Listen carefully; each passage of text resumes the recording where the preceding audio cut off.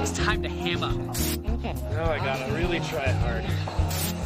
Shut it down! Somehow it's the best. YumChunks podcast. YumChunks! Hello, everybody, and welcome to After the Credits, a YumChunks podcast. I'm Sean Davis, and with me is Matt Chewy. Hello. And Ryan Davis. Hey there. And we're recording a podcast for the second time tonight. Oh, Whoa! Sure are. Well, that's not Yep. the first time we recorded two podcasts on the same night. We did E3 and what was the Incredibles 2 the same night. Yes. But this is the first time we've had to record the same content. Yes. This is because of technology and power. Power is a fun thing. Technology. Yeah. We lost our previous attempt at this episode, so that's not going to affect our enthusiasm and passion for. Oh, it's affected. I've already been affected. I'm sorry. It's already happened. No, we have to pull through. All right, let's try it again. Our fans demand it. All right, let's do this. Yes. Well, it's us three. Matt is here, but Vince and Chris are not here. They have gone missing, and this is all like old jokes that were in our previous episode. I'm going to say them again because you got to make a new joke. All right. No, but they don't know. They don't know it's new. Joke for why Vince and Chris aren't here. Okay, fine. Vince and Chris aren't here because they're in Catalina. No, you're messing everything up.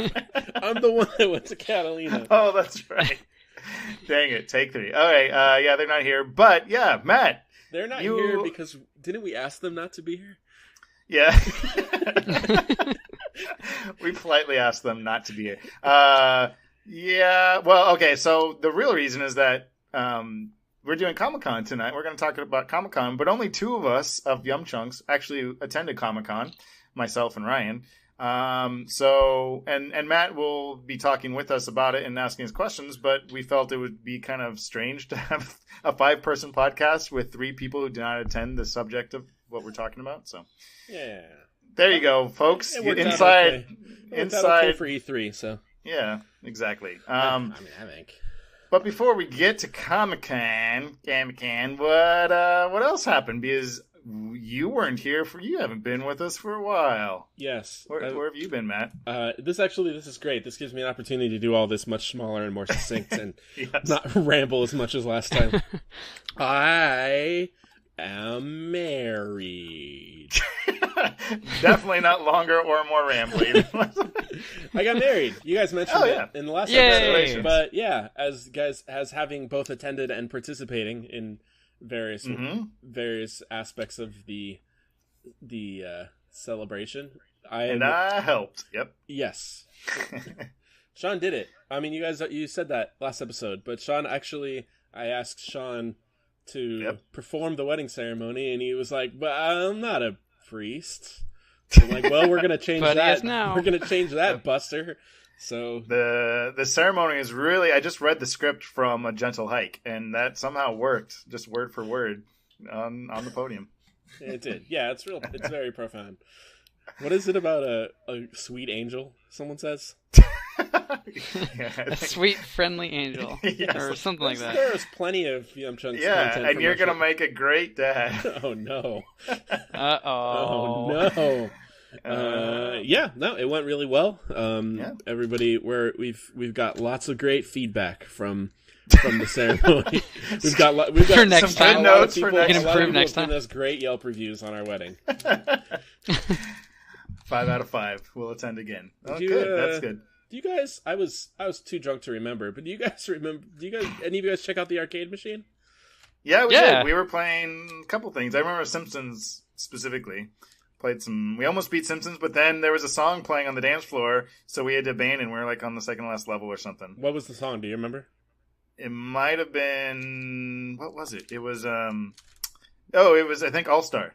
Oh, yeah, I would say All Stars where people got crazy. Yes, that's important. You can't pause arcade games. Exactly, I know. That's the one downside. Yeah. Fancy arcades. I requested and made sure that Shake It Off was on the playlist, and then when the song came on, I had because when you're like the one that gets married, you just have to be doing things the whole time. Like, you have to go talk to everyone, and you have to go make sure everyone's in a good time, and you got to go experience all the things and just make rounds, and then like the photographer has like, they need you to take certain pictures at certain times doing certain things. So like we just kept on getting pulled away. And we were doing pictures when Shake It Off came on, and I was so because I remember like hearing it halfway through, and we weren't on the dance floor, and you weren't on the dance floor, like no one was. I was like, oh no, we're missing it. Yeah, well, I remember that moment too. It was very sad.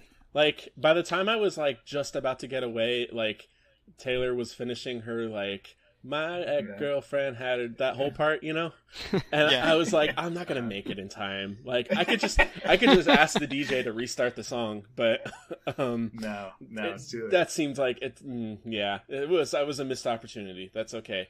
And when it came on, I was like, no, I'm missing my lady. And some of my former students who were helping out with the wedding, they're like, Taylor is here? And I was like, listen, Maeve is the second choice. And she understands. She gets it. There's an agreement. Well, if that's the worst thing about, that happened in the wedding, then I will say it was a pretty darn good wedding. And also you didn't have a knife for your cake. Right, yes. That was the story I told last time we recorded this podcast, is that of all the possible things that can go wrong, which was really nerve-wracking, nobody thought to bring a knife to cut the wedding cake, like the cake, the one that's important, the important cake. But we found one. We got one from the caterer right as they were packing up to go, and I don't think we ever gave it back. Whatever, I don't know. Suckers. It was all a ploy to get that knife. Yes. If Casanova Fish Tacos happens to listen to our podcast, if you're missing a knife, we're sorry. We don't know where it is either. Also, Chris Schmidt, you're a fool for not trying those tacos. What a fool. Those were so good. What a fool. You didn't even have the cake. Man. Or anything. No, when we went that's one of the cool things about planning a wedding, is that like when you're trying to figure out you're gonna hire for catering or all those things, people are just like, hey, come by our place, we'll feed you for free. And when we went to test the fish tacos, as soon as we walked out, Maeve and I were both like, so this is it, right? Like, because I can't live the rest of my life never eating these tacos again. And they're catering only, like they don't have a restaurant. So wait a second. What proof do you need to show them that you're actually getting married? I don't think you need to show any proof. I mean, because that's the thing, is that we could have decided to not go with them. Well, yeah, that's what I'm saying. It's like, all right, I gotta find, we're getting married, give us free food. I mean, in all seriousness, you probably could. You could probably get away with that. But, I mean... That's how I treat real estate showings. Haha, sucker, you showed me this house. I'm not gonna buy it. Yes. Little do they know. Yep. That was good. And then, not the day after, but 2 days later, we went on our honeymoon. We went to Catalina Island, which is a little island off the coast of LA for our non-California listeners. I'd never been there. Maeve went there as a little kid, but I'd never been there before. It's pretty cool. It's a little seaside town. It's I was telling Ryan before we started recording, but like every restaurant there, think like Jimmy Buffett's Margaritaville. Like that's just like that's every restaurant. That's like the vibe. No, it's not. Every restaurant isn't literally Margaritaville, but I mean like the decor and the menu and just the vibe is general is like that. Also, it reminded me a lot of Super Mario Sunshine. Just kind of like it's all around this like circular bay, and there's just stuff in it. And you were cleaning up sludge everywhere. No. And Italian plumbers are spraying you with water all over the place. This was post Mario Sunshine in the Mario timeline. Oh, okay. It's already been cleaned. Yeah, it's okay. Mario's wandering around a city full of humans or something. I don't know. Did Mario Sunshine come out before or after Step Brothers? Because does that fit? How does that fit into the timeline? I'm pretty sure. I think before. I think before, because I think by the time Step Brothers came out, I think the Wii was already. I think that was Wii era. Yeah, you're right. Yeah. They might have even had a scene in the Wii. All right, so then they were on Al Defino as well, the Catalina wine mixer. Absolutely. Yes, we brought our Step Brothers DVD and watched it one of the nights. which is absolutely a thing that people do on their honeymoon. That's a normal thing to do. That's a normal thing. Also, Yeah. I'm sure everyone who lives on Catalina is so freaking tired of all like tourists and coming in and just like yelling, "Catalina effing wine mixer!" You know, I'm just Probably. like, yeah, we get it. But do you know they actually have a Catalina wine mixer now? And it's because of that film? Yes, because of the film. And the company, Catalina it's part of LA County, but it's owned by like a private like conservancy company, conservation company, whatever. They're the ones that put it on. Like like Catalina Island actually officially has an official Catalina wine mixer now, and part of it is that they do a midnight screening of Step Brothers one of the nights. Oh, that's and awesome. there's like a costume contest, which is strange because I don't know what kind of costumes you're going to get out of Step Brothers, but they do a costume contest every year. And then there's dressing up as John C. Reilly. I suppose. Well, yeah. I guess. Or like kind of Chewbacca masks, I guess. Oh, yeah. Yeah, I bet it, I'm sure if you really want to get creative, creative. You can mine that. Yeah. But it was a good time. I went jet skiing. I went on a semi-submarine, which is it doesn't go all the way underwater, but you go underneath it and you get to see all the fish and everything. And what else? Oh yeah, and I went on a Jurassic Park style bison tour because there's just wild bison on the island that some film crew in the 1920s brought over to film a movie, and then they just left them there, and now there's just bison. So simpler times back then. Just make a movie and mess everything up and don't have to worry about cleaning. Yeah, it's not your problem. Whatever, who cares? It's too expensive to bring him back. But yeah, we were on a little Jeep tour. There's a part of the Jeep tour where like there was just like mountain cliffs on both sides of the road. And one of the parts of that tour, when we were on the cliff part of it, there was just a bison just sitting on the trail. And we're like, well, we can't drive around it. There's nowhere to go, so we better hope it moves. So we had to sit there for a few minutes and wait for it to get up and then just kind of wander away. So yeah, that was horrifying.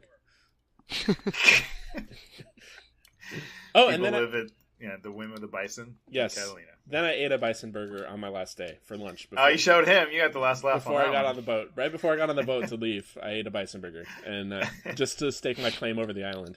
I own Catalina now. I'm the master of Catalina Island. I'm the captain now. Yes. Well, it sounds like a good old time. You know, it was, Fun. And it was. I feel like as far as honeymoons go, I feel like it's a good one for like it was weird enough, you know. Like it's not just like I guess. I feel like it was just like it was cliche enough to be like a regular honeymoon, but just like the bison thing and the submarine thing just kind of sets it over the edge of weird. Like where I feel like I didn't. So it was your own. Yeah. I feel proud of it. You know what I mean? Yeah. No, I know what you mean. That's good. Stake your claim on that little slice of Americana. Exactly. Yes. So I've actually been back for a little while, but I missed the last episode because you guys recorded on the day that I came back, and I didn't have time to see Ant-Man that day. But I've seen it now. There you go. That's good. You saw it. Good. Yes.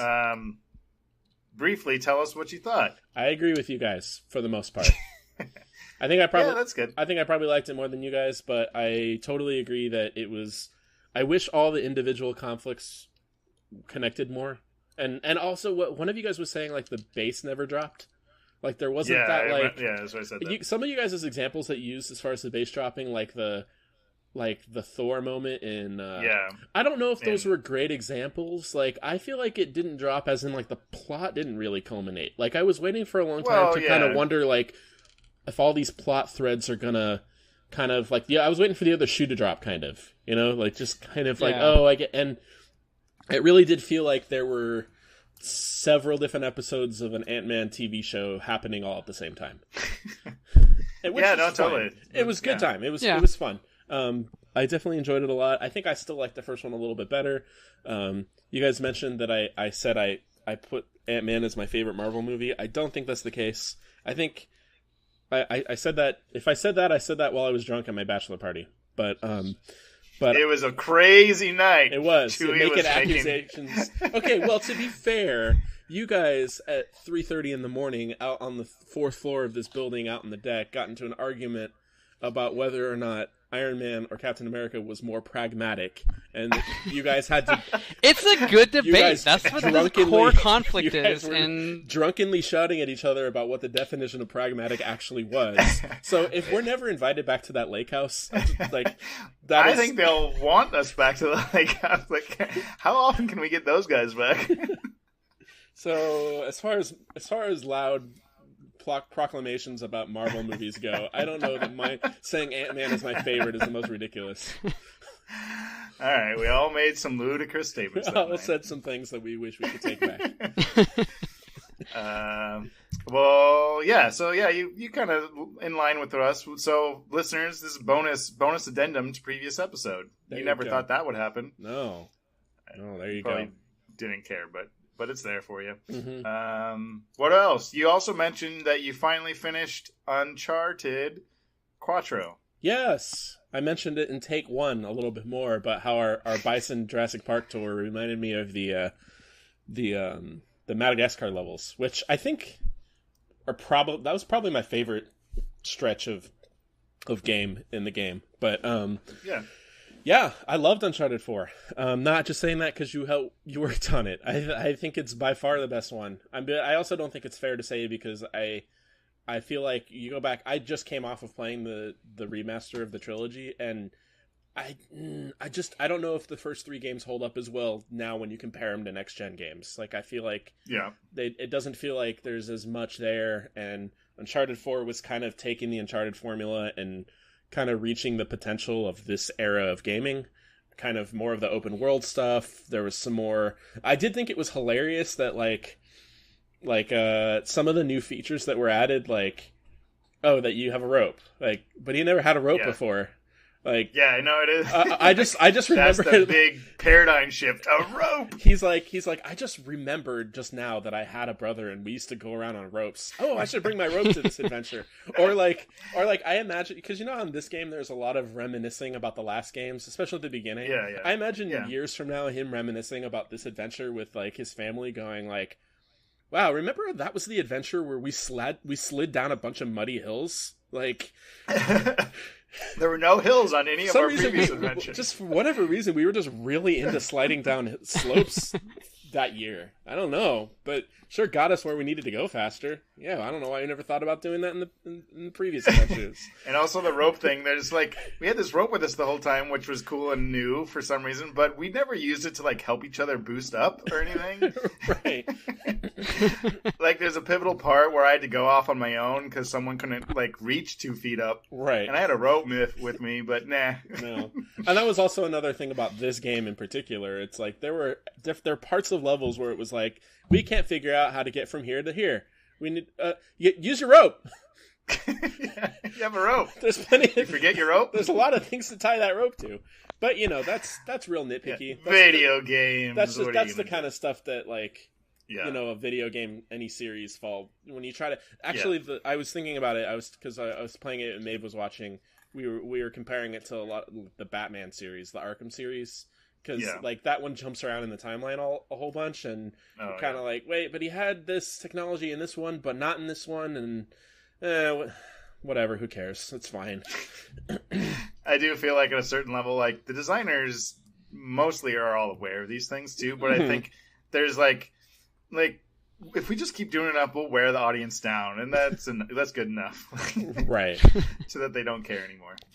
Yeah, but it was good. It was good a good game design, kids. Yes, it was a good amount of new features. The story was classic Uncharted story, almost to a fault at times, but But yeah, it's good. It was like full. It was like fully realized Uncharted. I feel like it was like Uncharted at its like peak performance, like firing on all cylinders. Good time.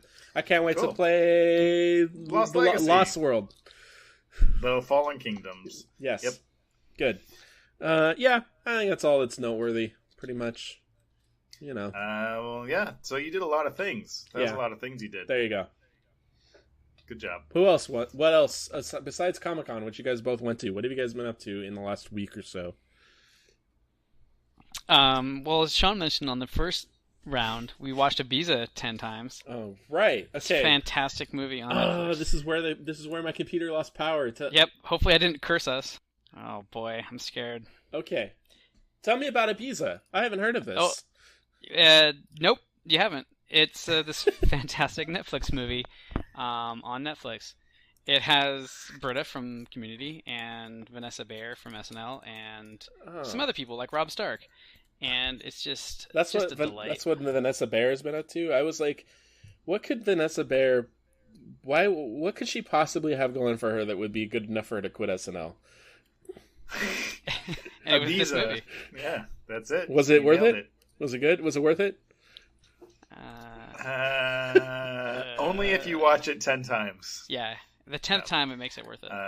She was probably the best part of the movie. Yeah, for sure. But it's and it's hilarious. I mean, it's basically just like I don't know, what's that type of comedy called? Like a one crazy night. Yeah, kind of thing. Like, like we're gonna go get drunk and go crazy with my friends, and yeah, that kind of. Gosh dang it! I want that movie for the MCU. I was hoping for Phase 2. I wanted Bruce Banner and Black Widow's bachelor party. Oh yeah, and then Bruce Banner hulks out and escapes, and it's The Hangover.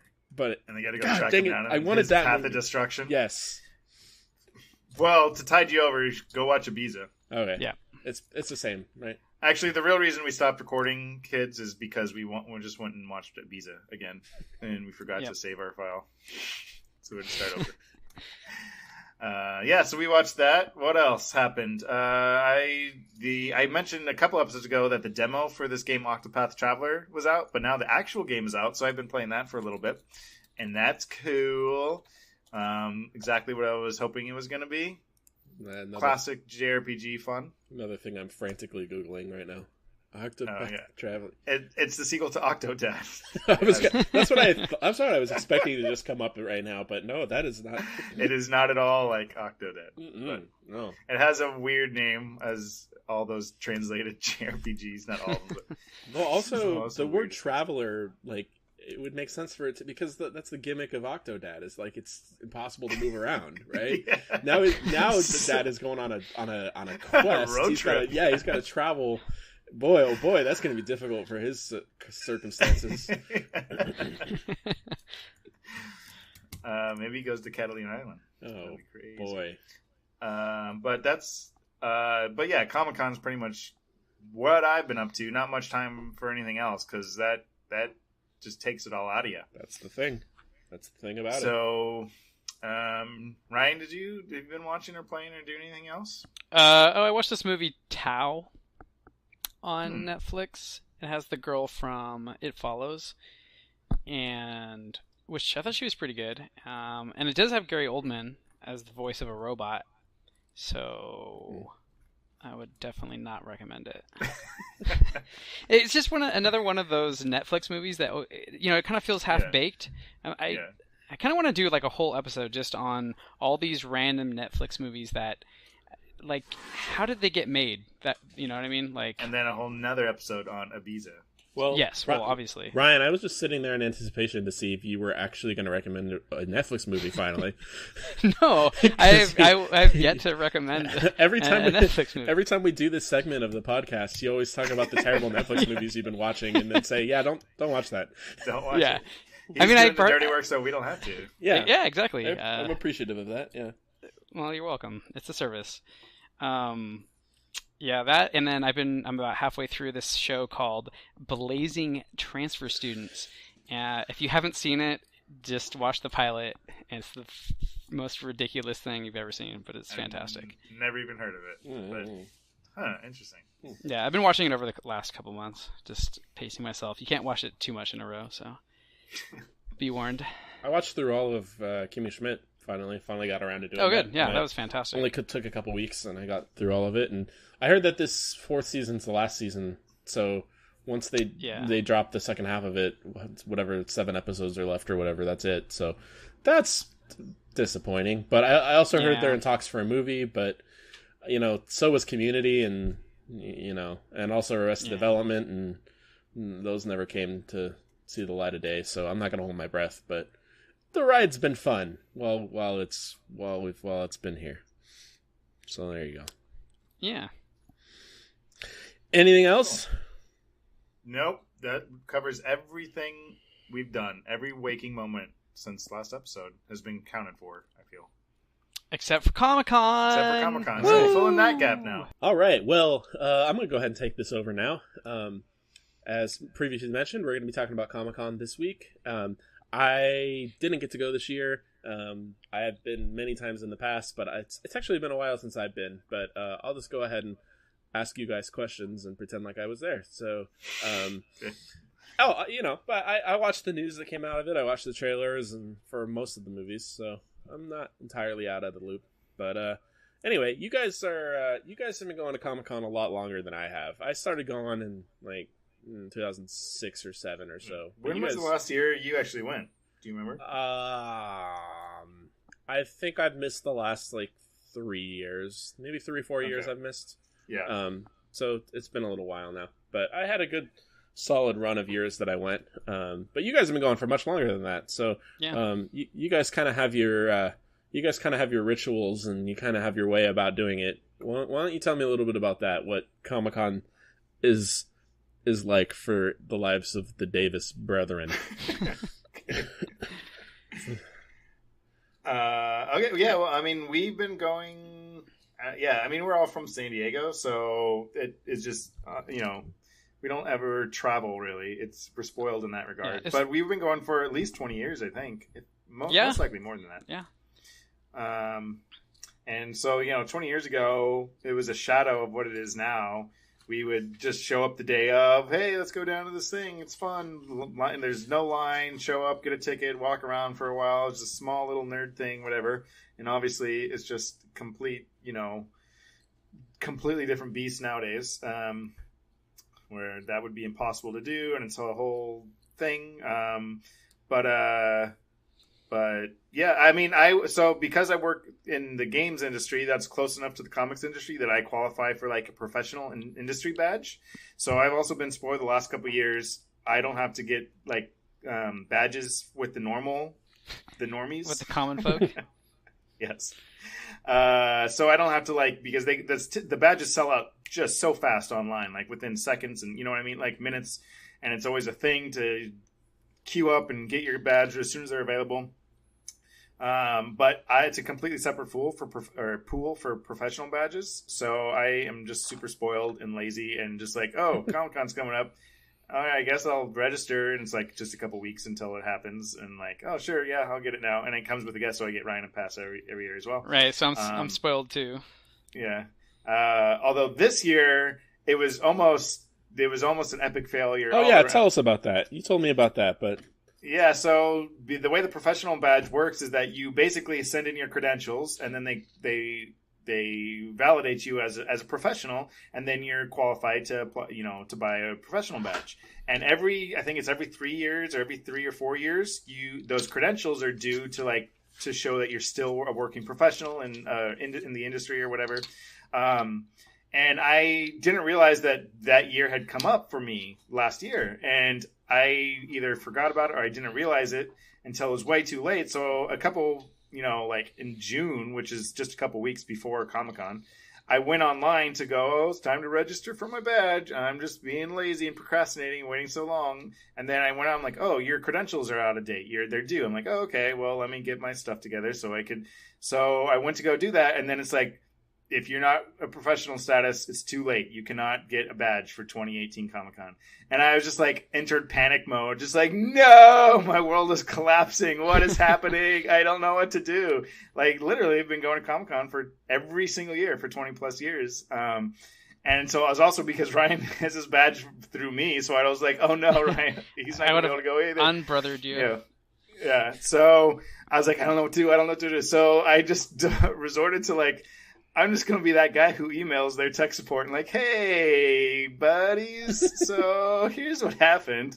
And what do I have to lose? What's worse going to happen? They're not going to reply at all, which I did. And they didn't, I didn't get a reply back for a week plus.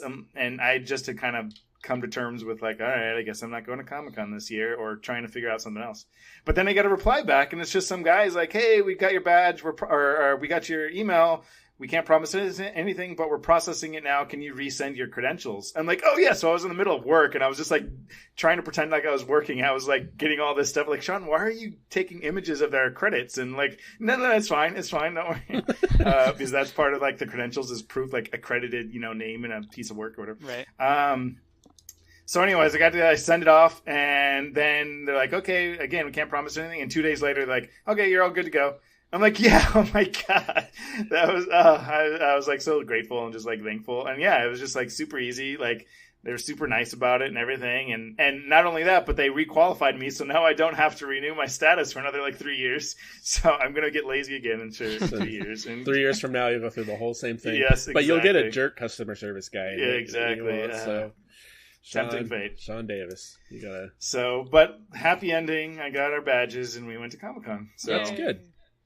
So what's kind of the day-to-day dealing with, like, because we're all from San Diego, but none of us live kind of in the area, so. Yeah.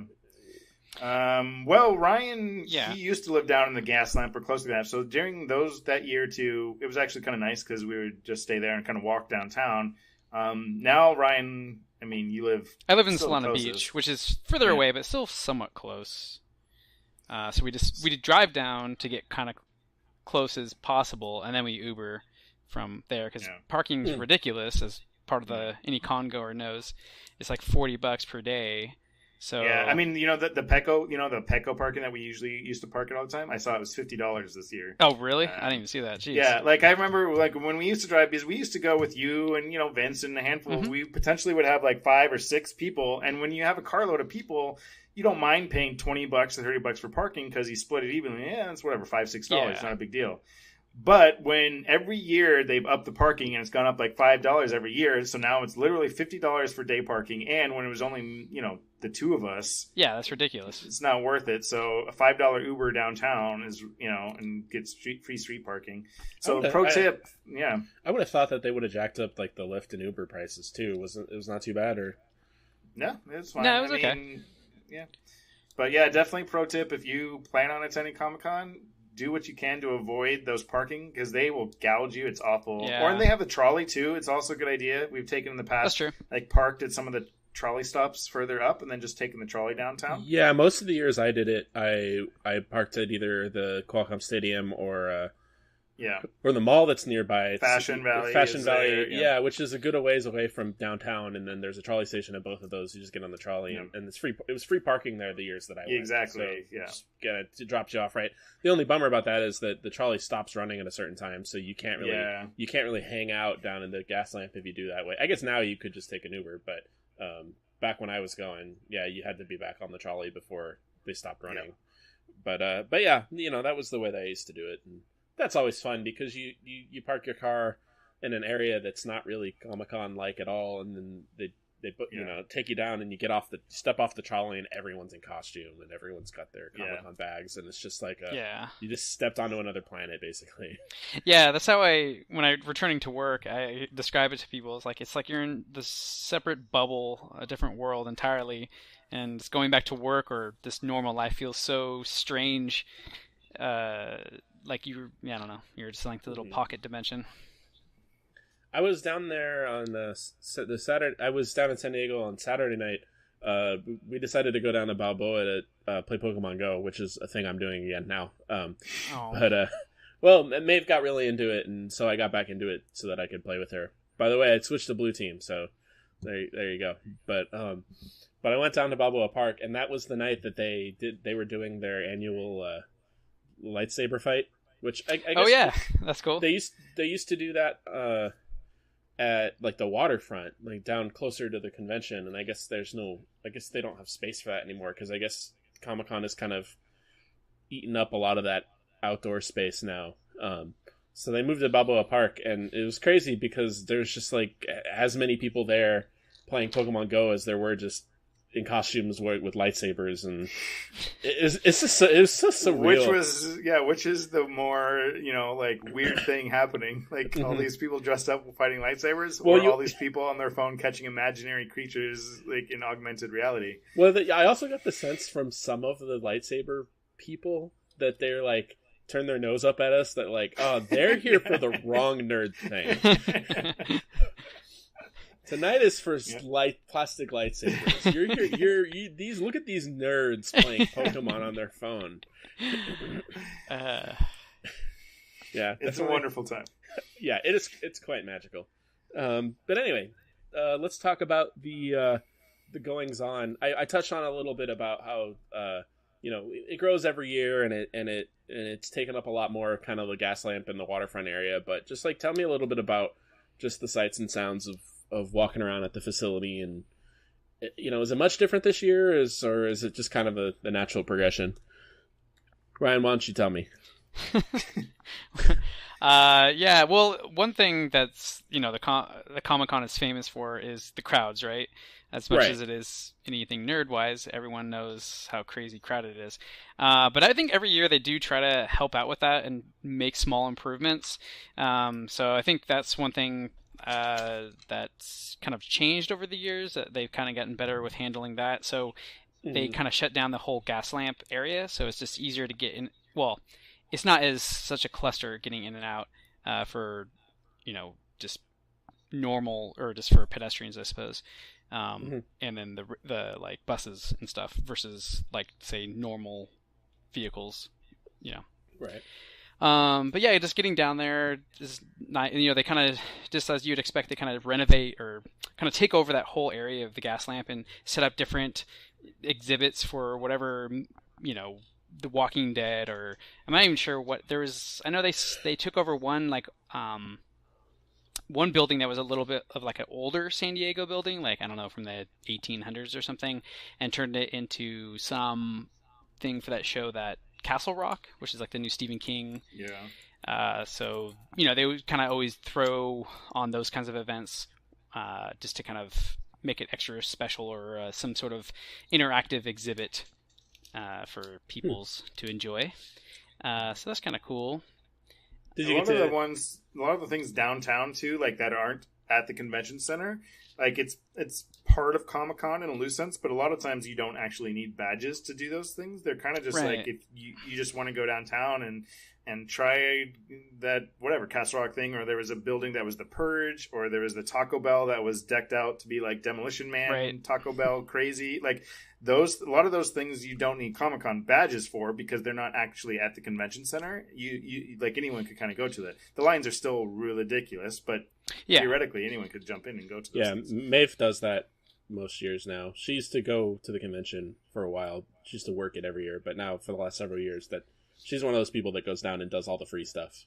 Yeah, it's still worth it going down, because I had some friends meet me down there one of the nights, and we just kind of hung around the area and checked out some of the things. We checked out the Taco Bell, and just, people watched, look at people in costumes, and just enjoy the festivities, even if you're not a pass holder.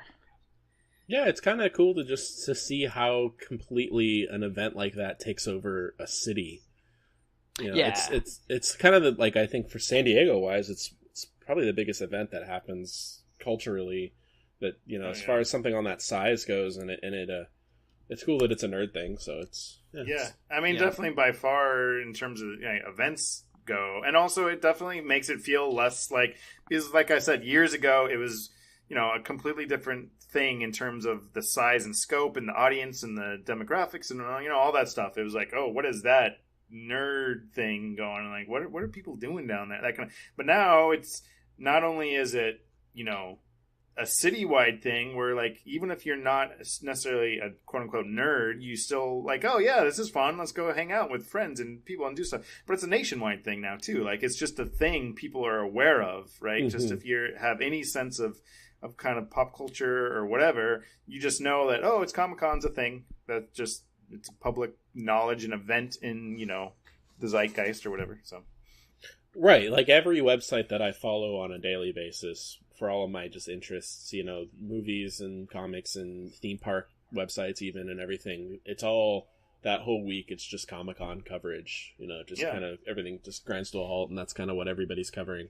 So yeah, it's a lot of fun. It's cool that it's our hometown. That's our birthright. Yeah, it definitely. I mean, it is silly, but not silly, but it's a lot of. I don't know, and it is. I do get a lot of pride of just knowing it's in San Diego, then it's always, that's where it started from, and in a lot of ways is responsible for, for better or for worse, a lot of our kind of like cultural consciousness and, attitudes towards these IPs and just like nerd culture in general and stuff. Like in most ways, in some way or another, has some connection to Comic-Con. And so it's just cool to know that, like, especially for us who've been going for so long and just seen and been a part of that change and just that movement in general.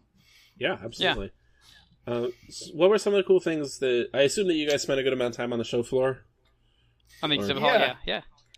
I in the last few years that I went, I actually stopped. I kind of spent less and less time there, and I kind of tried more and more to just go to the panels. So I just kind of have to ask if you guys actually did that or not. But what were some cool things that you saw or did while you were out there? Yeah, I think kind of like you hit it right on the head there. Like as the Comic-Con kind of changes and grows and stuff, my experience of it also kind of changes.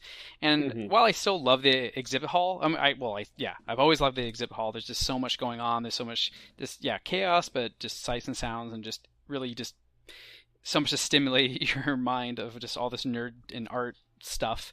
So I always make it a point to really try to explore as much of it as I can, and I end up inevitably by the 5th day or whatever revisiting everything 5 times, but it feels like you never do quite get your fill. I don't know, for me at least that's how I feel. And so kind of like you two, Matt, as I would kind of go to the Comic-Con more, I would spend less time on the exhibit hall and try to get into some of the more deeper things, like go to the panels and explore more of those kinds of elements of the Comic-Con, since there's so much to offer. You can never really experience it all. So I think this year I found myself going to more of the, I don't know, like specialized interest things, or like smaller, less, I don't want to say popular, but, and those kinds of interests, in like more, I don't know, art related, I guess, specifically. Whereas, I mean, Comic-Con's always about art, I guess, but more just kind of spending more time and investing more of my time into like either individual artists or, those kinds of interests versus, I don't know, the bigger, blockbuster movie kinds of things, if that makes sense. Yeah, sure. Plus, the bigger blockbuster kind of stuff is the stuff that gets the most coverage outside of the convention anyway, so it's... But some of those smaller experiences are definitely, you're paying, you get your kind of your money's worth. I kind of think of it like if you were to break it into a pie chart, at least, I don't know. Like, I feel like, for me anyway, and Ryan and I, most of the time we're kind of hanging out together anyway, but it's about 50 to 60%, I would say, in the floor. Yeah. Maybe. Yeah. And then probably like 30% in panels. And then like 10 or 20% kind of just doing extracurricular things that are, so like they have a whole game room where there's like all these board games set up. So we usually go check that out. They have a room that is an art auction where you can check out and like make a silent auction for artists on original work. They have like a little lounge. They have a pinball area that like, they have all these other things that, are like kind of tertiary to the experience. So that we always try, at least I like to try to make a point of kind of exploring all that, just to kind of, again, just to get as much as you can out of the experience, because it's really impossible to do everything, but you still feel like you want to just explore and kind of, take it all in. Yeah, exactly. That's exactly what I was trying to get at, is that like, especially like the game room, I think we do make it a point to always visit the game room, but I know this year we played a demo of a game or whatever, which is kind of cool because it's an opportunity for, people to show either kind of just play games with people that are from across the country or even across the world, right? That's pretty cool, just in itself. But then also some people are there just like, hey, I made this game. Who wants to sit down and try it out with me? Oh, yeah, sure, cool. I'll play your game. Why not? So just like different things like that, I think you can miss just if you either you spend 100% of your time on the exhibit hall and or panels. I think there's a lot of these, Sean called them tertiary things, but I think for me they definitely enhance and add. Yeah, definitely. I guess maybe tertiary is not the right word, but just things that are not usually the main focal point when people talk about Comic-Con.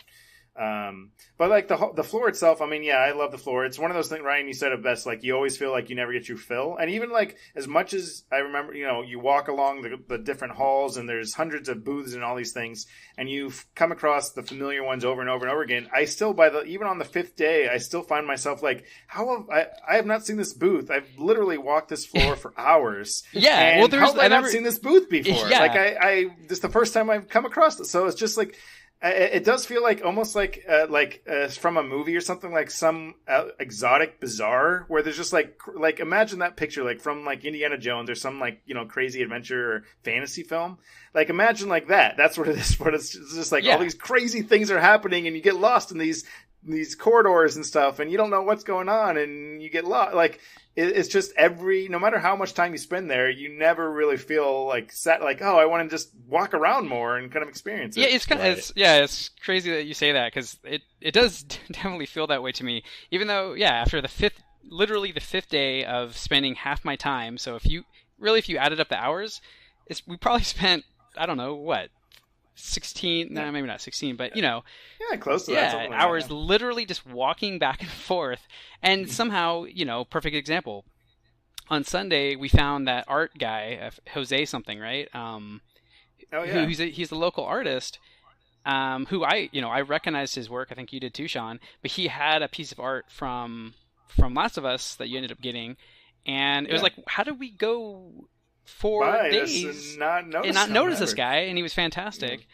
I apologize, I don't know his last name, but it was like, we should actually post on maybe some of our feeds or Facebook all the kind of artists because we ended up meeting a lot of really cool artists again who were just kind of there. We met. I forgot what was the guy who did the Japanese wall scroll kind of things. Jed Henry, I think his name is. Yeah, Jed He's Henry. fantastic. He was so good. We bought some of his stuff and I have a friend who was working with an artist there who hooked us up and gave us free signed prints of these, like, some original art. They're really good. You're going to have to, you have to check those out. We'll show them. Sure, again, awesome. These are all, like, just, like, independent artists. They're doing their own thing. You get a chance to talk to, and they're excited to be there. They're excited to meet people because, it's their art. They're making money, but they're, like, connecting with their fans, and you're getting a chance to, as much as it's fun as to do all the big, Marvel, all this stuff, but to actually more locally or more smaller scale kind of stuff and have a personal connection with these artists. And like there was a friend who was that one Catherine something, the Someday Mouse.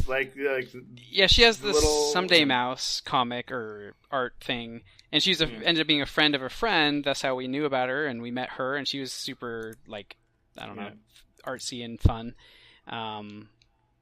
So we ended up getting, I think Sean, you got some of her stuff, and a little. So again, it's just like everywhere you go, there's just something to explore, something to discover, and that's like, and it's always fun too because the Sunday at 5:00 is when the floor closes, and they announce it over the loudspeaker, like thank you, and everyone just like cheers, and it's just like such an experience to be part of that, and knowing that there's literally 40,000, I don't know how many people in this hall.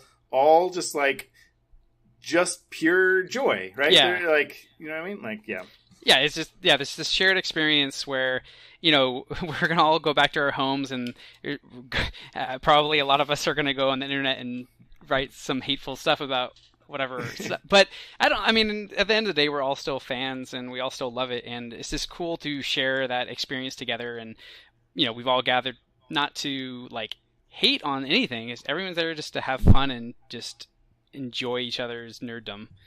Yeah, that's great. It's kind of nice to like kind of bring things back because I feel like pop culture and nerd spaces on the internet have become really toxic in the last few years, and it's nice to kind of like have a thing that's like in person that everybody can just be really positive. There's so much negativity in a lot of those pop culture spaces that it's really tiring. And it's refreshing to hear that there's just kind of that sense of community that hasn't gone away entirely. Oh yeah, for sure. I mean, it definitely is that good kind of remedy to that, and really refreshing just to know like there's no, I don't know how to say it. There's no animosity. There's none of that. Like everyone is just genuinely cool and happy and excited, and like there's nothing. There's no conflict there. I don't know. That's maybe not the best way to put it, but. Right. And yeah, I kind of think that it sort of keeps Comic-Con pure. Like, it's easy to say like, oh, Comic-Con's changed. Well, it has changed, but I think that's something that the core spirit of Comic-Con has always remained true, or whatever, sympathetic thing you want to take out of that. But yeah, I think that's still the spirit of Comic-Con remains pure, and I think kind of. Transitioning a little bit here, but I think Kevin Smith, he does a big panel at the end of Saturday night, and is in some ways like kind of the keystone event of Comic-Con almost. Yeah, he's the thing that Comic-Con and I think he really centers it for me. Like as much as like a Comic-Con thing can be like. Maybe not emotional, maybe not spiritual either, but I don't know, whatever. Sure. Again, sympathetic thing. It really kind of brings it all together, and I think he is that spirit of being a good-natured and fun-loving, nerd lover person. Is that a thing? I mean, as crude and crass as he is, I think he's still, he gets it. Yeah, absolutely. Well, great. Good. Yeah. Let's shift gears just a little bit. Let's talk about maybe some of those bigger things. Let's talk about some of the maybe, because as much as it is like an event that you go to, it's also a cultural event that, people track, and there's all this coverage of on the internet, and, these stories that come out of Comic-Con, and just like we always get new movie trailers and announcements, and kind of in the same way that E3 does, where we kind of find out, we get first looks at things, or we find new things out. So I don't know, what let's talk about some of those things. Sure. Go for it, Sean. Why don't you kick this off? Sure. Yeah. I mean, I will say that is a couple of those giant panels. We did not attend all of those, or a lot of them, just because the lines for that are crazy. If you know what Hall H is, that's almost become a meme in of itself, even if you haven't been to Comic-Con. But we have watched the trailers, and we did go to a few things. So the couple of things, the biggest thing that stood out to me is just the Warner Brothers stuff, specifically some of the DC stuff.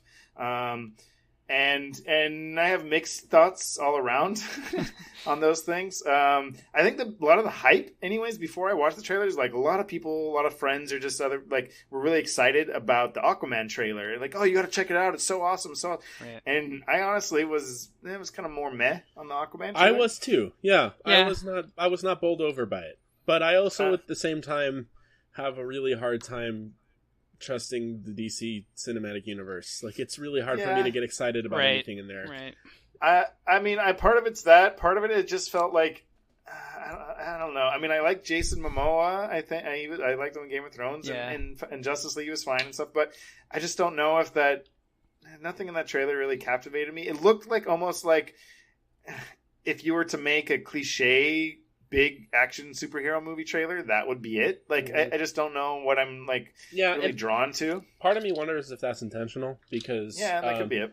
Because what's it, James Wan who's directing, and he's I think a pretty solid director. But I also think that one of the reasons why Wonder Woman worked so well is that it was a little bit back to basics, and it wasn't so focused on the future of the franchise as much as it was just like, let's make a classic superhero movie. Classic origin.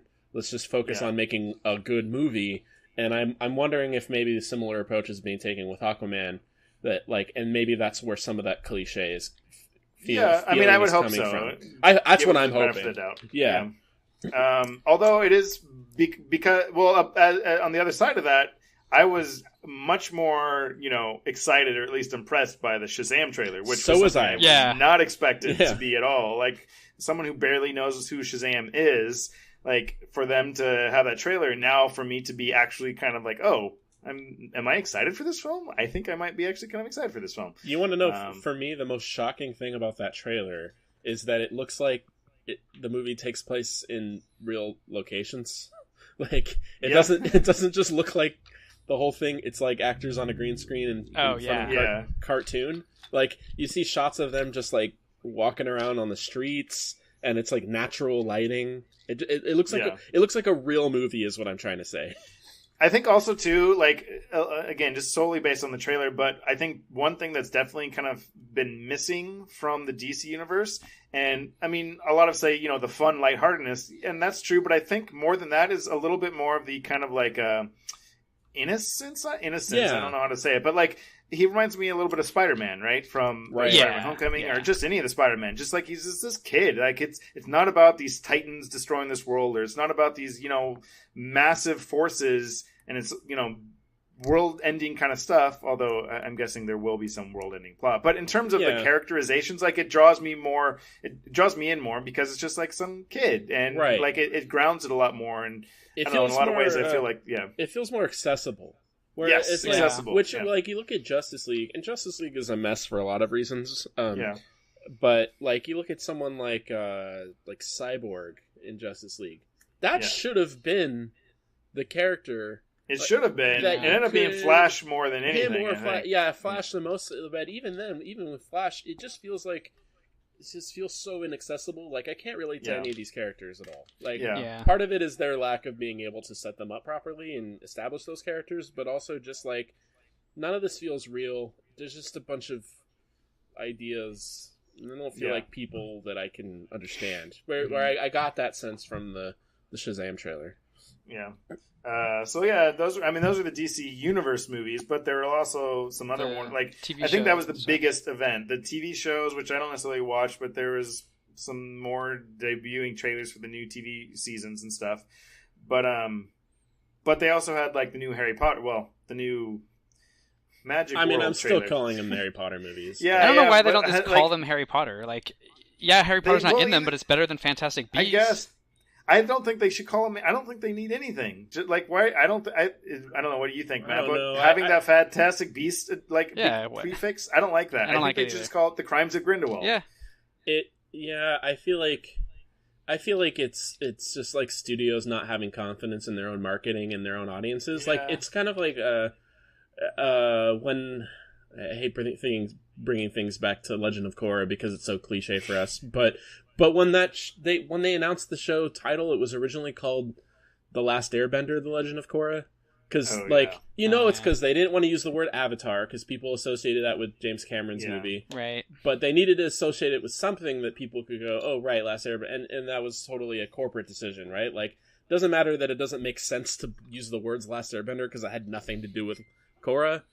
It was just purely like a marketing association, like IP branding thing, and that's how I feel about Fantastic Beasts. Also, like and I can tell that both the trailers that have come out now, they really try to emphasize, like, look, there's monsters in this movie. Don't worry, it really is beasts. Yes, Fantastic Beasts, but like even just the title itself, Fantastic Beasts: The Crimes of Grindelwald, feels like it's two movies. It does. Well, like, and it totally is. Like, I think the marketing is at its worst. I mean, that's true with a lot of things in, media and stuff, but it's at its worst when it's so apparent. Like, I think that maybe angers me. I shouldn't be angry, but it's just frustrating. It's like, really, like, you have these $1 million ad, marketer, like, just go with the crimes. Like, wouldn't it be amazing if the entire second Harry Potter series was just like each thing was its own like title? Sure. Like, I think awesome. There's a certain appeal to that.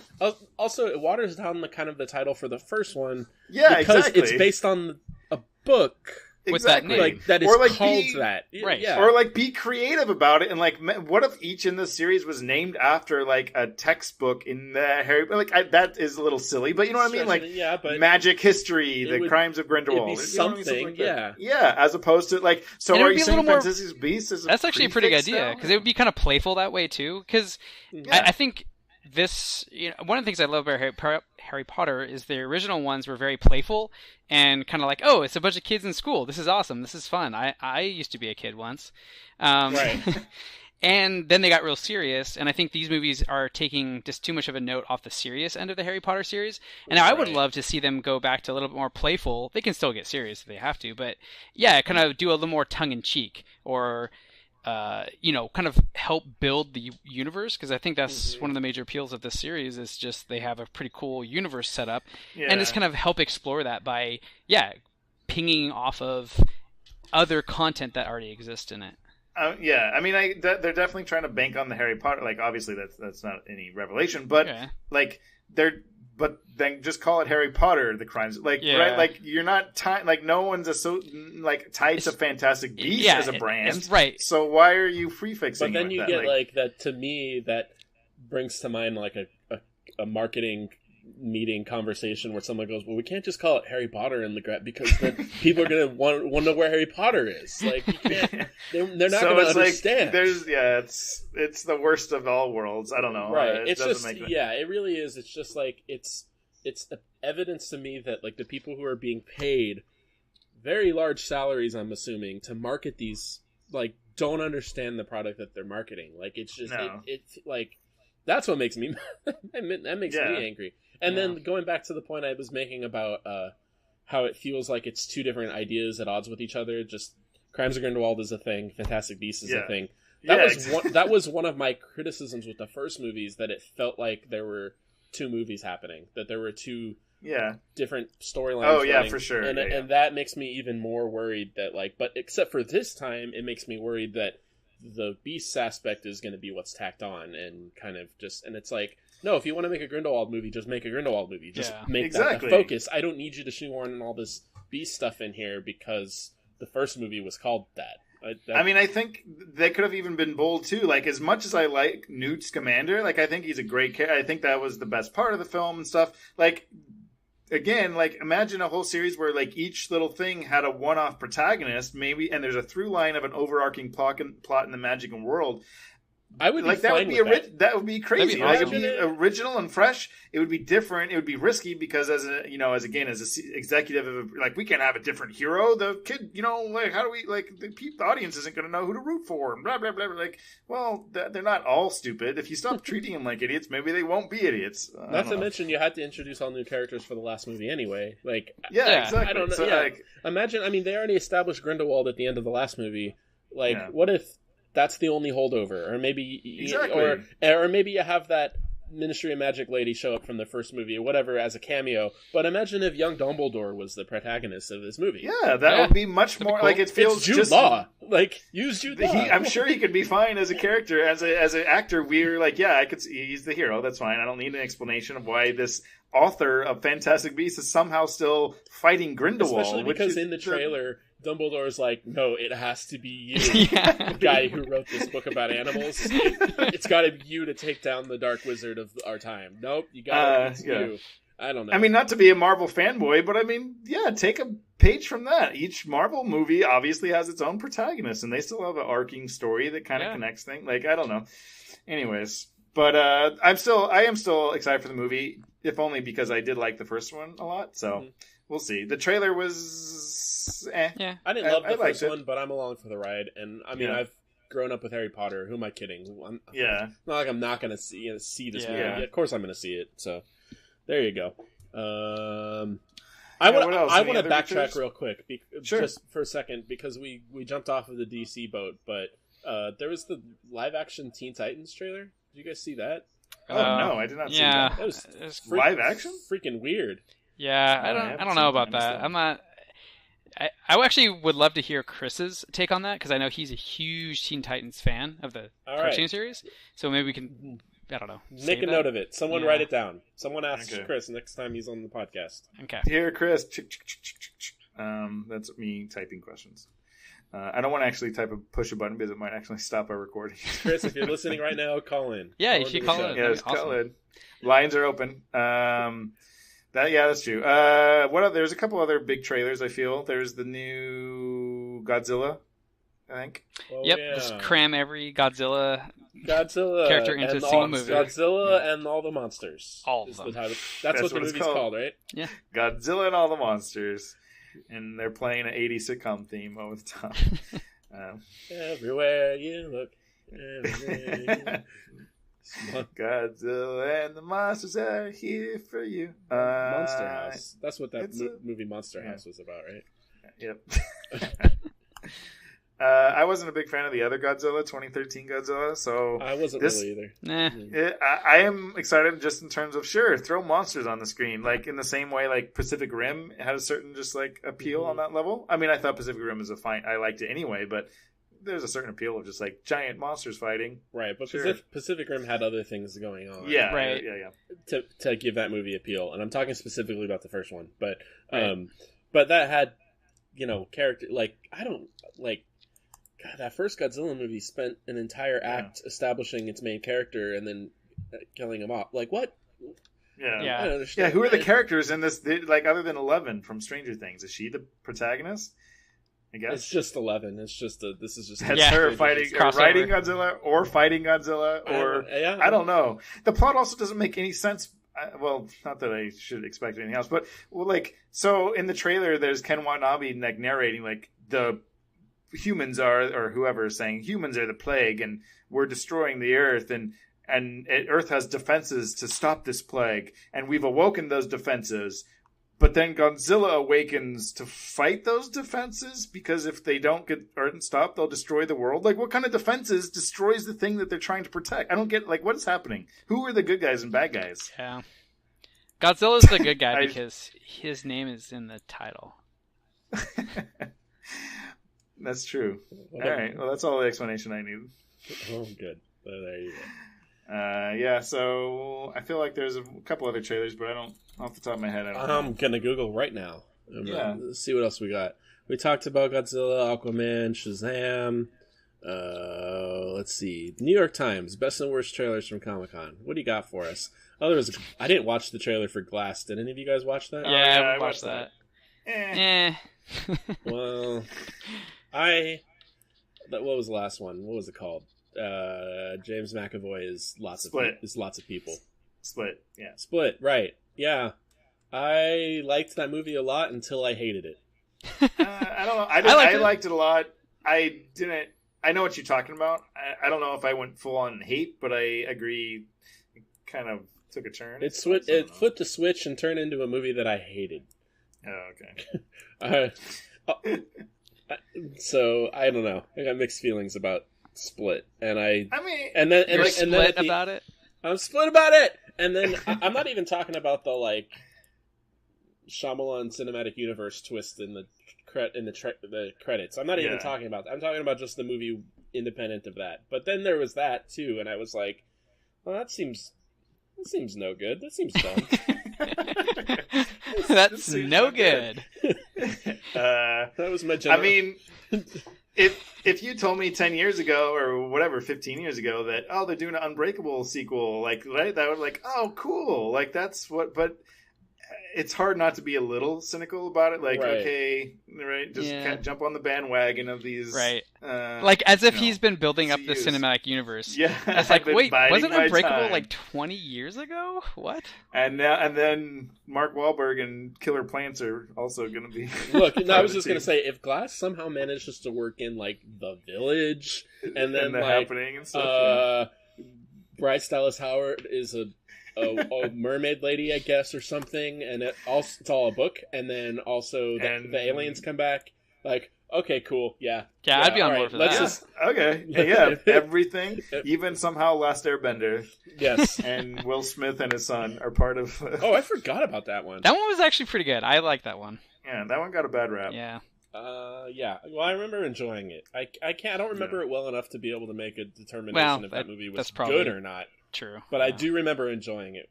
So, but I watched it with you guys, and that's always enjoyable. No. Hey. What else? Hey. Let's go through the list. We talked about Shazam.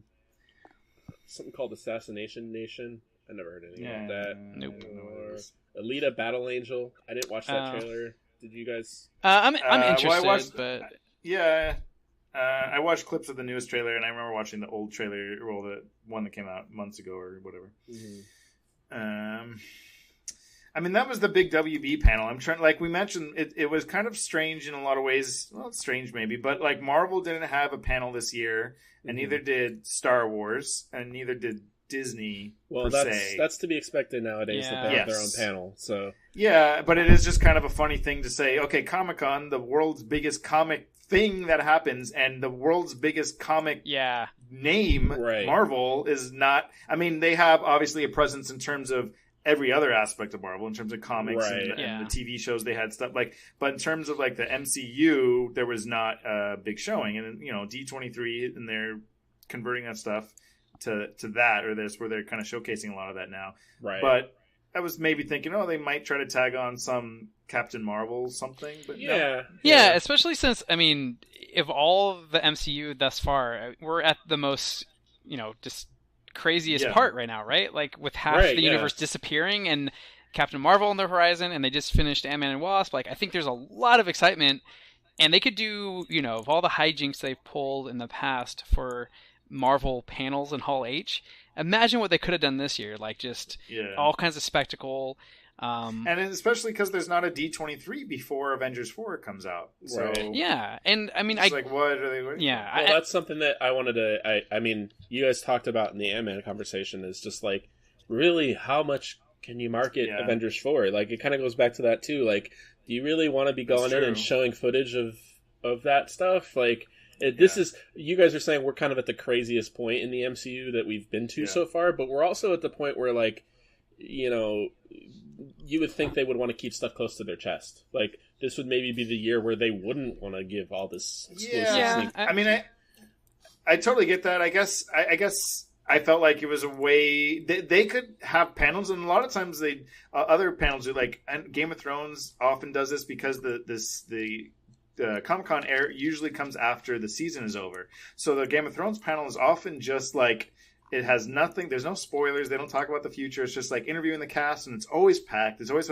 something like that where, you could talk about Marvel stuff. You don't have to give away, but you still do have Miss Marvel, which you could kind of, or Captain Marvel, which you could talk a little bit about. Right. Like, I get that it is trickier. You're absolutely right. It does go back to, like, how do you market this film? But I just felt like an absence of anything also felt. You could feel the absence. Is what I guess. Well, I guess it's a combination of things, but I do think it's more of a Disney's kind of doing their own thing now, and it's only that's only going to get worse with all the more the IPs that Disney's about to own with the Fox buyout. So, for sure. I mean, and on a kind of broader sense in terms of Comic-Con, it was actually interesting because the whole Hall H thing, and notoriously it's crazy to get into Hall H, and people camp overnight, and blah blah blah blah blah.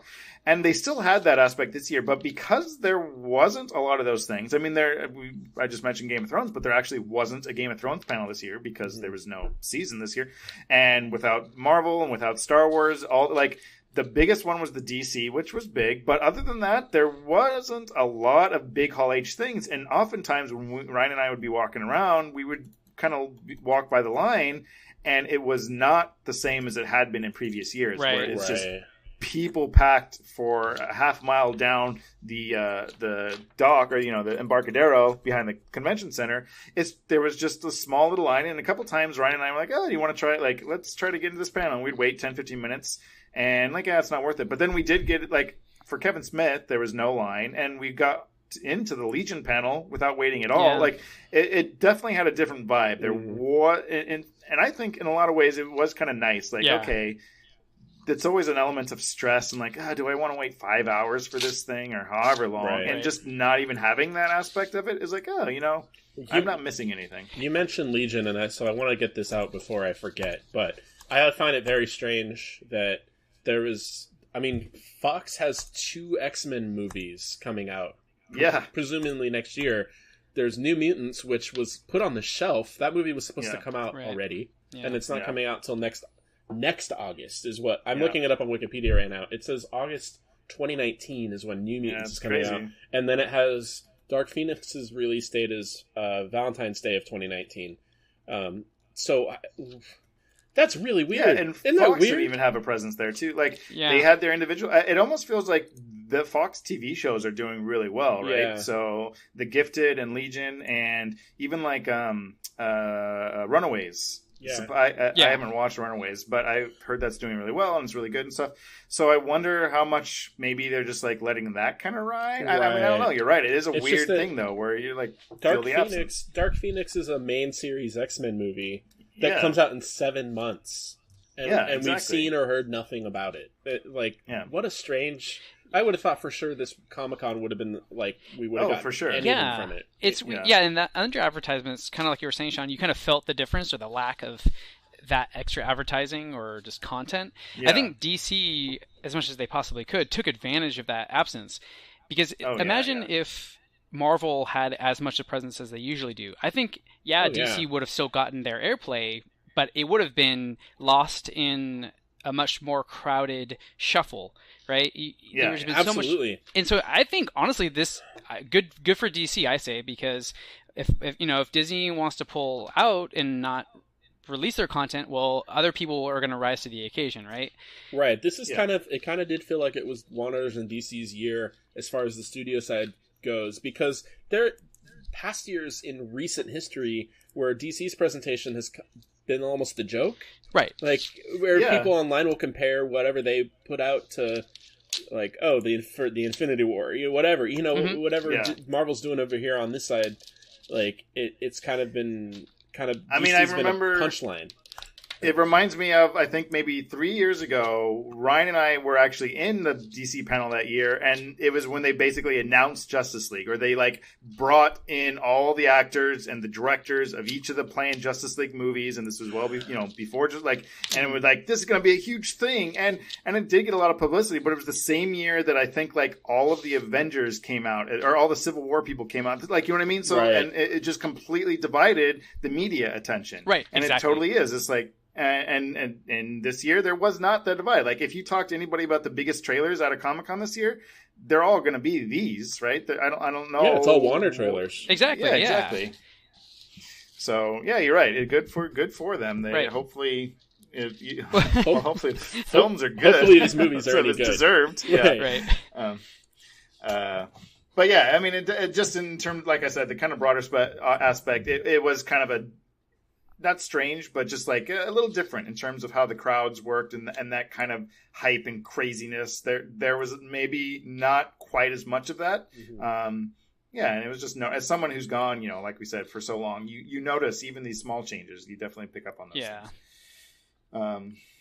What other? I mean, and then Ryan and I mean, we went to a couple of other panels. We tried to make it a couple of the Hall H things. Ryan mentioned Kevin Smith, but we went to like some small like Star Trek things, like really small, nerdy Star Trek panels. Why don't you go ahead and tell me about that stuff? Because I'm looking on Comic-Con lists, and I think we've covered all the big ones. Stuff. Yeah, so why don't you tell me about just some of those things that probably a lot of people didn't get experience or whatever?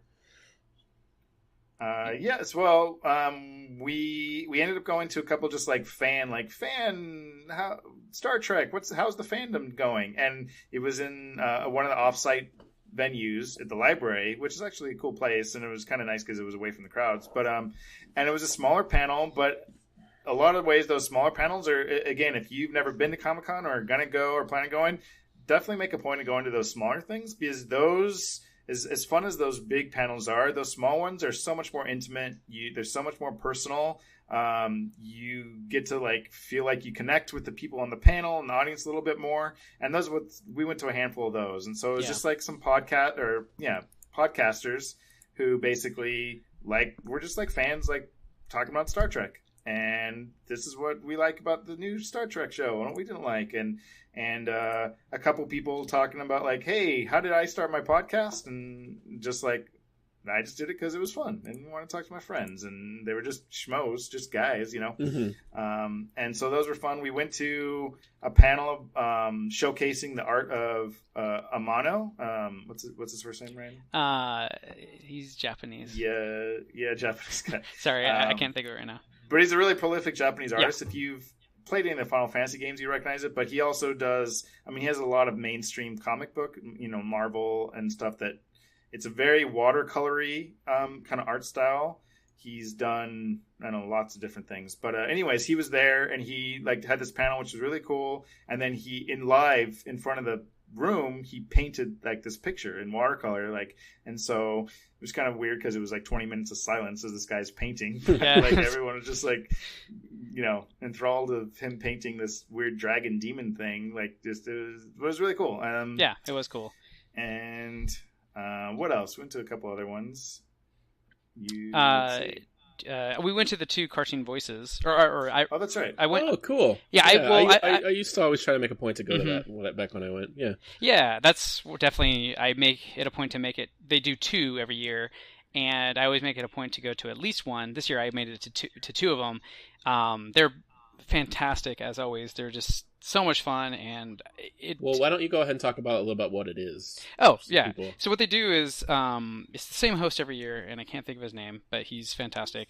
And they have maybe 5 or 6 of maybe some of the leading voice actors in the business, either video games, cartoons, voiceovers, commercials, all that kind of stuff. Go on the panel, men and women, and they'll kind of each talk about, where do you know their voice from? And they each can do 500 different kinds of voices, but they might say like, oh, I'm like one of the panelists was the guy that does Red Bull gives you wings, like, and it's just like, oh man, I've heard him say that on the TV. I know him. Of course, that's like the least of his roles. Of course, he's done whatever. Anyway, and then what they do is they'll do a dry reading or a cold reading, where they'll be handed a script that they've never seen before, assigned, maybe 2 or 3 different roles in that script, and then have to just read it cold, doing different voices as they go through the plot. And it's always like some, what is it, nursery school or storybook. One of the years I went, my favorite one, they did George Orwell's War of the Worlds radio broadcast. Oh yeah. Oh, I don't think I remember that one. It was hilarious. It was so good.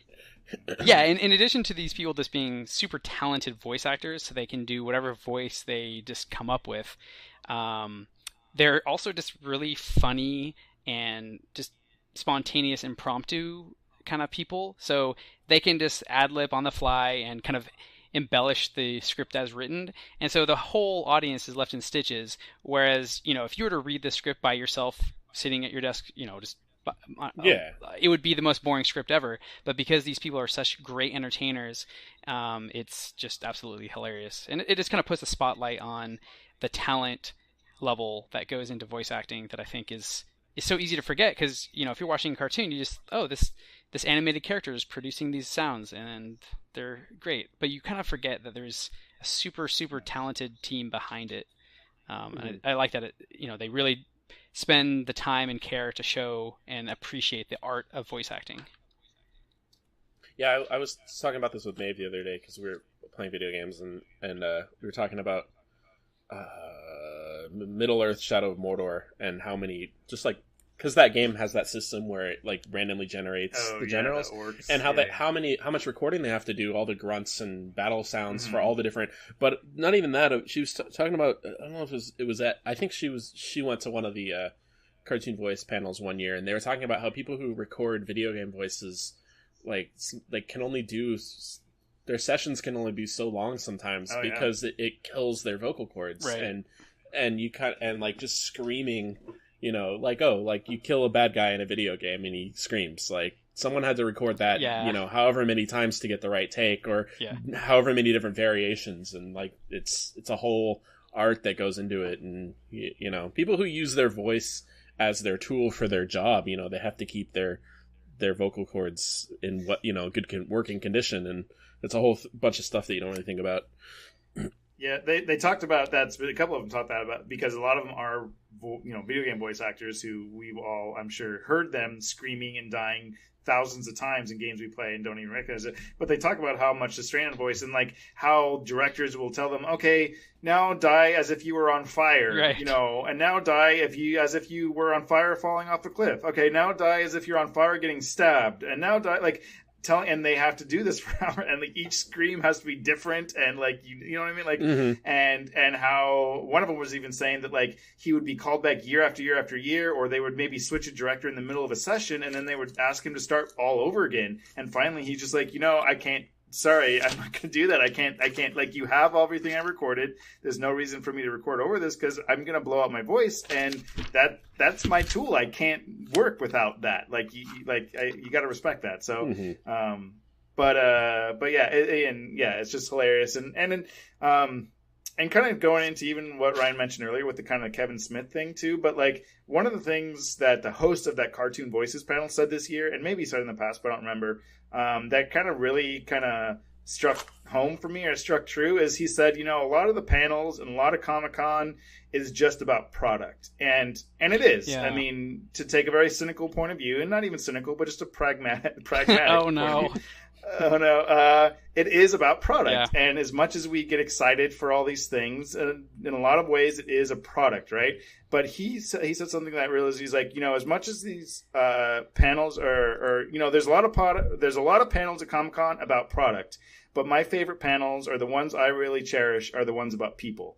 And I think that kind of hits home with what we were kind of talking about in terms of what Comic-Con is in a lot of ways. Yeah. And how that panel was one of my favorite moments, and how the Kevin Smith panel, like in a lot of ways, is just like that's just like a moment in Comic-Con. It's a moment when we're talking about walking around the hall, and like that's what it is about. It's about the people, and that's when I think if you kind of learn to recognize that, that's when you're gonna understand and have the most fun at Comic-Con. Yeah, Sean, I'm so glad you reminded me of that moment, because that actually was, there's every year is great, but this year I think I had this different kind of experience where I kind of started to understand this different kind of higher level, I don't know, aspect to Comic-Con, where I think the panel host described it perfectly like that. Is that in that moment where he said, like, yeah, this is one panel where we get to celebrate people. We get to put a spotlight on the people rather than a movie coming out or a TV show. And those are fine. Those are great. Mm-hmm. But that panel is all about the people. And I think that it is kind of, it kind of just really helped build up that experience that I had this year of, being a little bit more than it has been in the past, I guess. And I think too, kind of to counter like what you've mentioned in terms of like how fan culture in some ways has taken on a corrosive and kind of toxic edge to it in a lot of ways. I think those moments are like the salve to that. Like they're the thing that kind of like refresh and invigorate us and make, at least help me remember and recognize, and is in those moments where just like, God, I hate everything. I hate online. I hate going online. I hate, everything is like, it's like, no, wait, there is a reason I like these things. There's a reason I got into these things, and that just boom reinvigorated me and made me recognize that again. Yeah. Yes, I can be proud to be a fan of this, or like this, or nerd out about this. I can be happy with this. It's not this toxicity. That's not what this is, and I don't know. Yeah, and one of the things I wanted to mention too is that earlier in the week, maybe it was Thursday, but one of the Star Trek panels, I think it was, that we went to, and I don't remember who it was that said it, but on the panel he was kind of talking about IP ownership, I'll call it, and he was kind of saying that we're all so lucky that we get to experience all this great content, fiction, just stuff, like these magical imaginations of these creators. They put it all together. We have great actors, blah blah blah. And at the end of the day, like we as fans don't get to own that, right? Yeah. Maybe we can like hold it in our hearts or our minds, but we don't get to own that. We don't get to own the IP or the culture or anything. We are lucky that we get to experience that. And that just kind of like set the stage for me experiencing this entire week at Comic-Con, and put it in that framework where, I am so happy that I get to experience these things, and I get to remember the original reasons why I did love them. And I'm allowed to dislike something. That's fine, but I don't get to own it. And I think that's something that it really kind of helped maybe reconcile with all this kind of, like you were saying, the toxicity that there is with a lot of fandoms right now. And so I think that was, hopefully anyone that's listening can try to pull out some sense out of what me and Sean just said and help them reconcile with that too. Because any fandom that you're in right now, I feel like it's almost inescapable to some level. So. Absolutely. And I'm glad you brought that up too, because I remember I won't have remembered it, but I love that when he said that too. Yeah. Great. Oh, great. Cool. Great. Well, great. I think that's a good. I think that's probably a good place to maybe end, because we're this one got real long, but it got long. You guys, Comic-Con's a beast. You guys got to the heart of it. You guys figured it out. You guys figured Comic-Con out. We figured out Comic-Con, guys. Excellent. Good. We're all better people for it.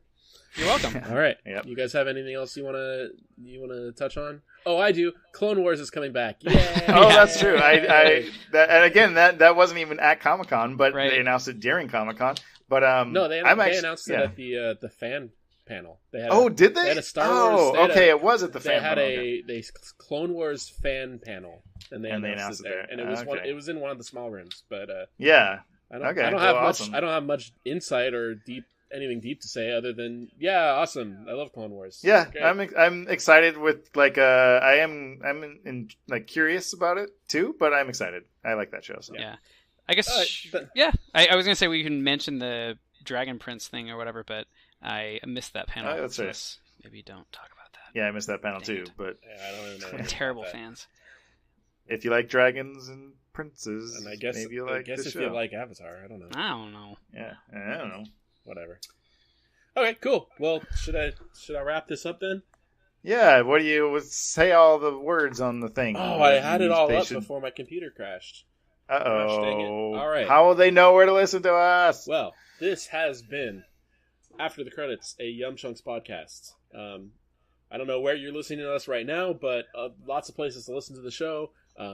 We are on Google Play. We're on iTunes. We're on Pocket Casts. We have an RSS feed. We are also on YouTube.